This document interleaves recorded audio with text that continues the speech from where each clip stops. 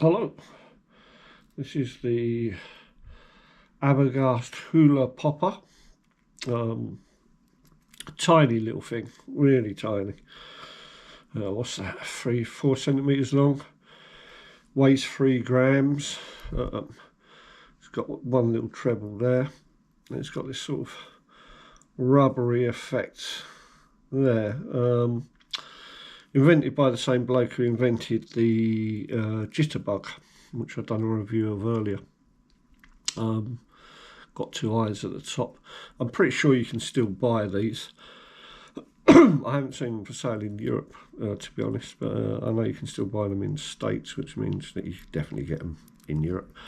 Anyway, I've caught one fish on this, which was a chub, about the £2 mark. That's the one and only fish I've ever caught on it.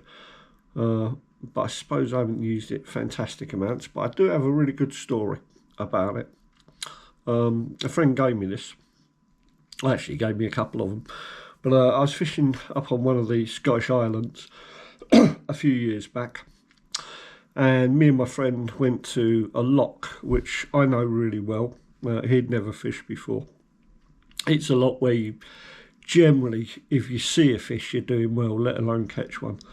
I'd say, like, if you go there 10 times, if you caught a fish 1 time out of the 10, you'd be doing well. It really is a loch that most of the time seems absolutely dead, but it's a nice walk. No one else fishes it. I've never seen another person there, and it appears to be free. No one's ever told me anything otherwise, and I've never seen anyone else there. So that's why we went there. Anyway, I went with the fly rod. He went with a little spinning rod. We got nothing at all after about 2 hours, something like that. And then it started to rain, and I was sort of packing up time. And he was on the other side of the loch, and he put this on. And to cut a long story short, he caught 7 fish in the next, 3/4 of an hour. And they were good fish as well. They were like £1, £1.5, £2, that sort of size. I was fly fishing. I never got a touch at all. And I'm sure if he had carried on, he would have caught more. And the only reason we packed up was because the rain got really ridiculous. It really was just too much. So we went.